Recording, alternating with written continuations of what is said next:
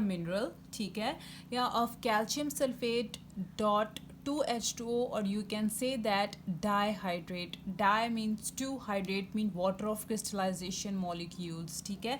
तो ओवरऑल जो है हमारे पास क्या बन जाएगा, इसका नाम जो है वो जिप्सम, ठीक है। जिप्सम बहुत इंपॉर्टेंट रोल प्ले करता है क्रॉप्स की प्रोडक्शन के लिए।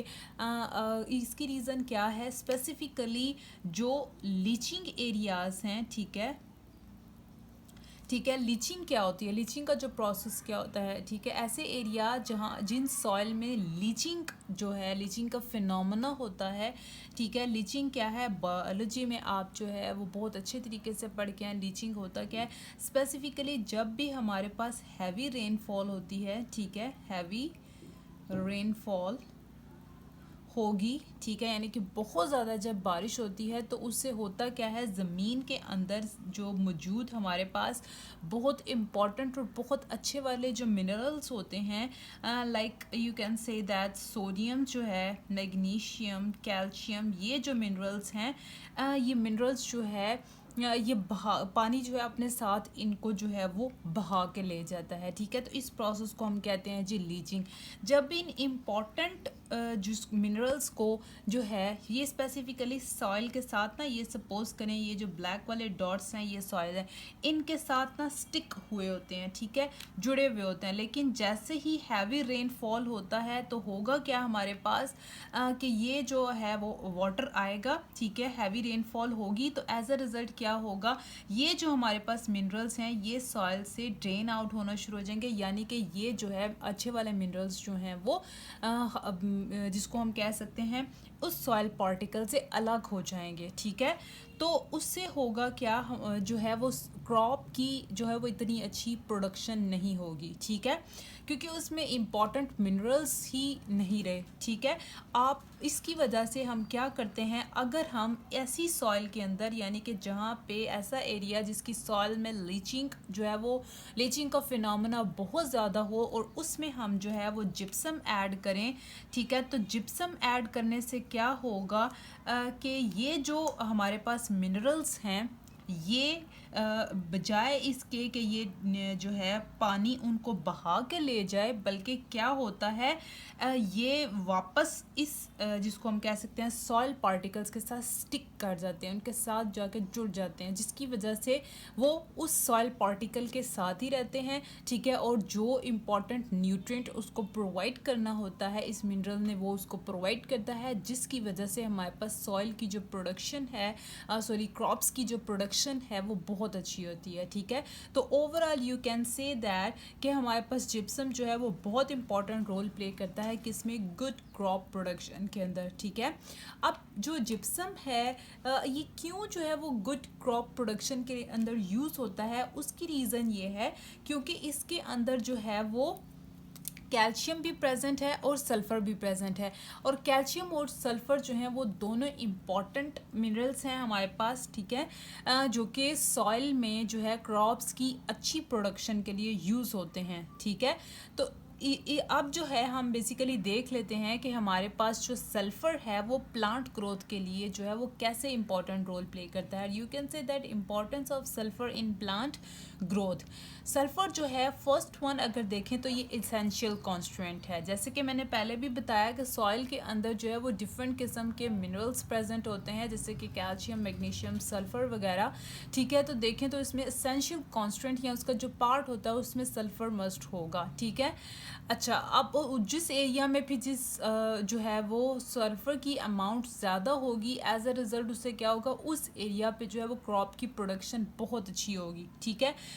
सेकंड है अगर आपने इस चीज़ को देखना है कि ऐसी सॉइल जिसके अंदर जो है जिप्सम के बगैर वाली सॉइल है, या मतलब जिसमें सल्फ़र प्रेजेंट नहीं है या जिप्सम प्रेजेंट नहीं है, और ऐसी सॉइल जिसके अंदर जिप्सम प्रेजेंट है, तो आपकी स्क्रीन पे जी एक पिक्चर आ रही है, ठीक है, आप उसको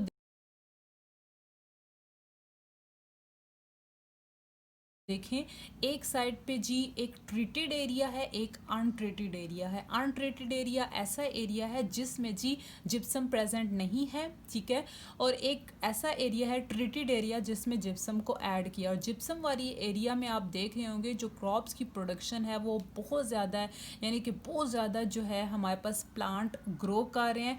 लेकिन जो अनट्रीटेड एरिया है, यानी कि जहाँ पे जिप्सम नहीं प्रेजेंट, वहाँ पे जी कुछ कुछ यानी कि क्रॉप्स की जो प्रोडक्शन है वो कम होगी, वहाँ पे जो प्लांट होंगे वो कम उगे हुए होंगे, ठीक है। तो उसकी रीज़न क्या है कि वहाँ पे जिप्सम मौजूद नहीं है, वहाँ पे लीचिंग का फिनोमेना हो रहा है, ठीक है। तो जिसकी वजह से उसकी प्रोडक्शन क्रॉप की अच्छी नहीं हो रही। नेक्स्ट है जी सर्व एज जो सल्फ़र है, ना सिर्फ ये एसेंशियल कॉन्स्टेंट है सल्फ़र का, बल्कि एसेंशियल कॉन्स्टेंट है प्रोटीन का और दूसरे अदर कंपाउंड्स का भी, ठीक है।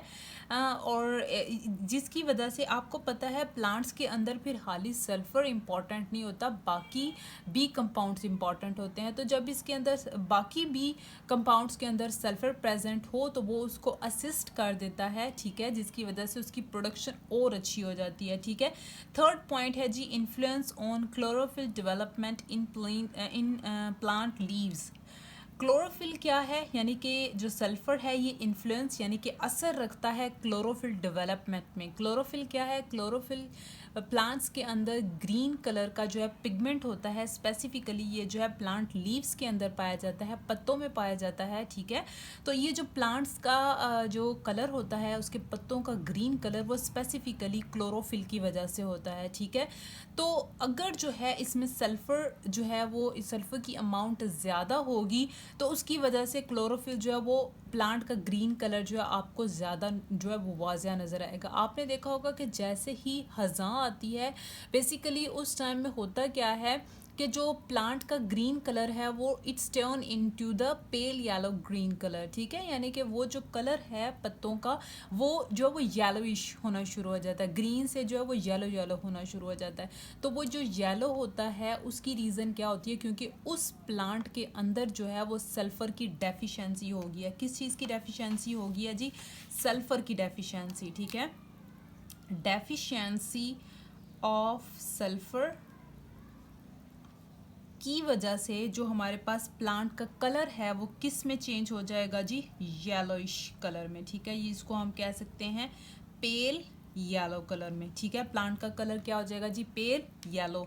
इस वजह से जी ये क्लोरोफिल की डेवलपमेंट में भी बहुत इन्फ्लुएंस रखता है। नेक्स्ट है जी गुड क्रॉप प्रोडक्शन। ये पॉइंट मैं पहले भी एक्सप्लेन कर चुकी हूँ कि ये जो है जिप्सम जो जिसमें पाया जाता है कैल्शियम और सल्फ़र जिसका कॉन्स्टेंट है, ये ओवरऑल किस में इंपॉर्टेंट रोल प्ले करते हैं जी, गुड क्रॉप प्रोडक्शन में।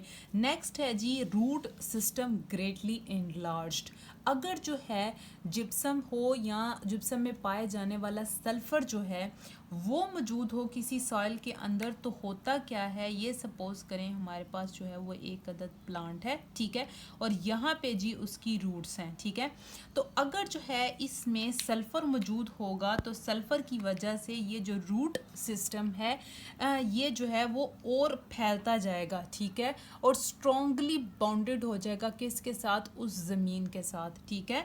यानी कि ग्रेटली एनलार्ज यानी कि एक ऐसा प्लांट है जिसमें यानी कि ये एक प्लांट है, इसमें जो है चलें सपोज करें प्लांट्स का जो रूट सिस्टम है वो इतना ग्रो नहीं किया हुआ, लेकिन जैसे ही हम जो है इसमें सल्फ़र ऐड करते हैं तो वो जो प्लांट का रूट सिस्टम है वो एनलार्ज बढ़ना शुरू हो जाएगा, ठीक है, उसकी जड़ें दूर दूर तक जाएंगी, ठीक है, उसकी जो रूट्स हैं वो दूर दूर तक जो है वो फैलेंगी, ठीक है।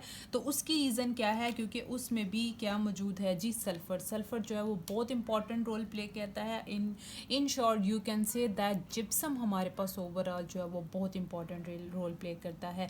तो ये था जी role of gypsum in agriculture. Next हम देख लेते हैं जी role of gypsum in industry.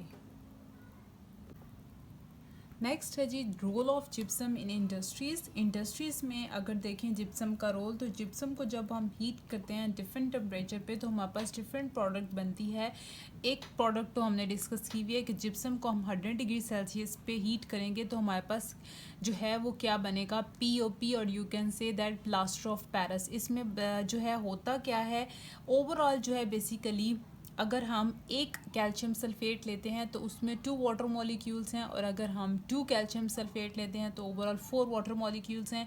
और जब हम 100 डिग्री सेल्सियस देखें तो 3 वाटर मॉलिक्यूल्स एवापोरेट हो जाते हैं, तो ओवरऑल एक वाटर मॉलिक्यूल जो है वो रिटेन रहता है। तो उसको हम क्या कहते हैं, उस टाइम उसको हम कहते हैं जी POP, और you can say that plaster of Paris. ठीक है। नेक्स्ट, अगर हम जिप्सम का टेम्परेचर बढ़ा दें, यानी कि हाई हीटिंग करें, हाई टेम्परेचर पे उसको हीट करें वो 400 डिग्री सेल्सियस पे, तो उस पर क्या होगा, हमारे पास जो वाटर मॉलिक्यूल्स हैं वो बिल्कुल एवापोरेट हो जाएंगे। ठीक है। और जिसको हम कह सकते हैं जी एनहाइड्रस साल्ट। एनहाइड्रस साल्ट कौन सा होता है, एन मीन्स यानी कि रिमूव कर दिया, हाइड्रस वाटर को टोटली अगर आप रिमूव कर दें तो उस साल्ट को हम क्या कहेंगे जी, कैल्शियम सल्फेट सिर्फ हमारे पास बच जाएगा। ठीक है, ये साल्ट है, और इसका जो नाम होगा सेकंड नेम वो है जी डेड बर्न। ठीक है, अगर 100 पे करेंगे तो प्लास्टर ऑफ पेरिस, और अगर हम जो है इसको हीट करते हैं 400 डिग्री सेल्सियस पे तो हमारे पास एक एनहाइड्रस साल्ट या डेड बर्न प्रोड्यूस होगा। नेक्स्ट हम देख लेते हैं जी setting of plaster of Paris. Setting of plaster of Paris जो है, कैल्शियम जिप्सम लिया। ठीक है, उसके अंदर जो है हमने कुछ अमाउंट वाटर की डाली, उससे क्या होगा जी, वो चेंज हो जाएगा हमारे पास किसके अंदर, एक प्लास्टिक टाइप विस्कस जिसको हम कह सकते हैं मैस के अंदर। ठीक है, और जो हमारे पास उस टाइम उसकी जो स्टेट होगी उसको हम क्या कहेंगे जी, ऑर्थोरोम्बिक इन नेचर वो होगा। ठीक है, और थोड़े से टाइम के बाद जो है हम देखेंगे कि वो मज़ीद जो है हार्ड होना शुरू हो जाएगा, यानी कि ये जो प्लास्टिक टाइप मैस था ये मज़ीद हार्ड होगा, और किस में चेंज हो जाएगा जी, हमारे पास जो है ऑर्थोरोम्बिक से वो शिफ्ट करके मोनोक्लिनिक में शिफ्ट हो जाएगा। ठीक है। अच्छा, अब ये जो है हमारे पास हार्ड मैस होगा। ठीक है, ये जो है नेक्स्ट है जी इसके यूजेस। इस प्लास्टर ऑफ पेरिस के, प्लास्टर ऑफ पेरिस यूज़ होता है प्लास्टर वॉल्स के अंदर, कास्ट ऑफ स्टैचू वगैरह में। ठीक है, कॉइन्स में बनाने में यूज़ होता है, और होल्डिंग ब्रोकन बोन्स। ठीक है, ये वाला पॉइंट, लास्ट पॉइंट जो हम ऑलरेडी डिस्कस करके आ चुके हैं। ठीक है, तो इस तरह जो है रोल ऑफ जिप्सम, यानी कि जो है इंडस्ट्रीज़ के अंदर जो है जिप्सम बहुत इंपॉर्टेंट रोल प्ले करता है। नेक्स्ट है जी role of gypsum in industries.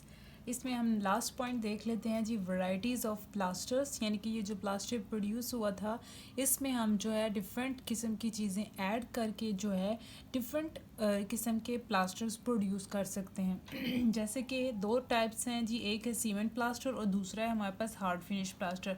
Cement plaster कैसे बनता है कि अगर हम प्लास्टर ऑफ पेरिस में ग्लू या ऑयल वगैरह ऐड कर देते हैं तो उससे हमारे पास जो है वो सीमेंट प्लास्टर प्रोड्यूस होगा। उससे क्या होगा, सीमेंट प्लास्टर क्या करता है, ये प्रोलॉन्ग कर देता है टाइम ऑफ सेटिंग को। ठीक है, सेटिंग टाइम को इंक्रीज़ कर देता है, यानी कि अगर हम सीमेंट यूज़ करें, ठीक है, तो सीमेंट जो है वो प्लास्टर सीमेंट यूज़ करें तो प्लास्टर सीमेंट जो है वो क्या करता है, आपको पता है सीमेंट को जब भी हम यूज़ करते हैं ना वो फ़ौरन जो है एकदम से हार्ड होना शुरू हो जाता है। ठीक है, लेकिन हम उसके उस टाइम ऑफ सेटिंग को, यानी कि उस सेटिंग टाइम को, ताकि वो सेट ना हो सके उसको हम प्रोलॉन्ग लंबा कर देते हैं। ठीक है, बढ़ा देते हैं। ठीक है, और सेकंड है जी हमारे पास hard finish plaster. Hard finish plaster में क्या होती है जी, इसमें भी एनहाइड्रस सल्फेट होते हैं, calcination of anhydrous sulphate use किया जाता है, प्लस उसमें जो है किसको ऐड किया जाता है, एलम या बोरैक्स को। इन दोनों को मिनरल्स को हम पहले भी डिस्कस करके आ चुके हैं प्रीवियस लेक्चर के अंदर, इनके क्या फार्मूलाज हैं। नेक्स्ट जो है इससे हमारे पास क्या प्रोड्यूस होगा जी, हार्ड फिनिश प्लास्टर। ठीक है, ये जो हार्ड फिनिश प्लास्टर है ये जो है बहुत स्लोली सेट होता है। ठीक है, आहिस्ता आहिस्ता सेट होगा और इसकी जो फिनिश होगी वो हार्ड होगी, यानी कि एट द एंड जो है ये बहुत हार्ड होगा। टाइम थोड़ा ज़्यादा लेता है लेकिन हार्ड जो है बहुत ज़्यादा होगा। नेक्स्ट जी सीमेंट आपको पता है कंस्ट्रक्शन ऑफ बिल्डिंग के लिए यूज़ होता है, और जिप्सम जो है जैसे हम जिप्सम की बात कर रहे हैं तो जिप्सम जो है वो पेपर इंडस्ट्री में फिलर के तौर पर यूज़ होता है। ठीक है, और लास्ट पॉइंट है जी जो कि शॉर्ट क्वेश्चन के तौर पर भी यूज़ होता है कि जिप्सम वाई 2% gypsum is used in cement industry.